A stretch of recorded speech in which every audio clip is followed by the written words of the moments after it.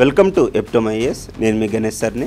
మనకు class notes ప్రామాణికమా లేదా మనం రాసుకునే నోట్స్ ప్రామాణికమా అనేది క్వశ్చన్. మీరు కోచింగ్ తీసుకుంటున్నట్లయితే మీ టీచర్లు ఏదైతే క్లాస్ రూమ్లో డిక్టేట్ చేస్తున్నారో ఫస్ట్ ఆ నోట్సే ప్రామాణికం. ఎందుకంటే టీచర్కి వ్యాస్ట్ ఎక్స్పీరియన్స్ ఉంటుంది.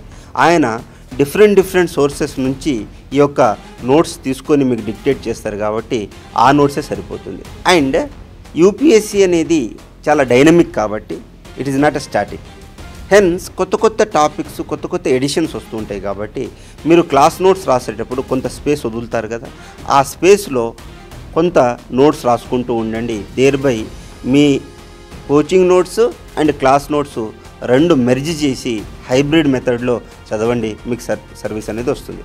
లేదు సార్, మరి నేను కోచింగ్ తీసుకోవట్లేదు, నేను కోచింగ్ జాయిన్ అయ్యాను బట్ నాకు నచ్చట్లేదు, మరి నా సొంత నోట్స్ సరిపోతుందా? ఎస్, మీ సొంత నోట్స్ ఎలా ఉండాలంటే మళ్ళీ పుస్తకాన్ని జిరాక్స్ తీస్తున్నట్టు ఉండకూడదు.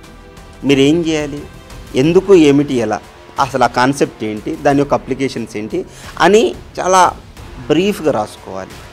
ఓకే, ఇలా రాసుకోవడం ద్వారా ఏమవుతుంది అంటే మీరు చదివేటప్పుడు మీకు సెల్ఫ్ డౌట్ రాదు. నిజంగా ఈ నోట్స్ వర్తా కాదా అనే డౌట్ అనేది మీకు రాదు కాబట్టి. అండ్ మీరు రాసుకున్న నోట్స్ ఒక సీనియర్కో మీ మెంటార్కో చూపించండి, వర్తా కాదా. దేర్ బై ఏమవుతుంది అంటే మీరు దాన్ని డెవలప్ చేయవచ్చు, చదివింది గుర్తుంచుకోవచ్చు, అండ్ మంచి మెయిన్స్ ఆన్సర్స్ అనేది కూడా రాయొచ్చు. హెన్స్ మీరు రాసుకున్న నోట్స్ మంచిదే అండ్ ఈ యొక్క క్లాస్ నోట్స్ కూడా మంచిదే. అలా అని నోట్స్ రాసుకుంటూ కూర్చున్నారనుకోండి, చాలా టైం వేస్ట్ అవుతుంది. ఎలా రాయాలి, ఏం రాయాలి అనే దాని మీద మళ్ళీ మనం వీడియో చేద్దాం. Thank you so much. Please do subscribe to ఎప్టోమ్ ఐఏఎస్.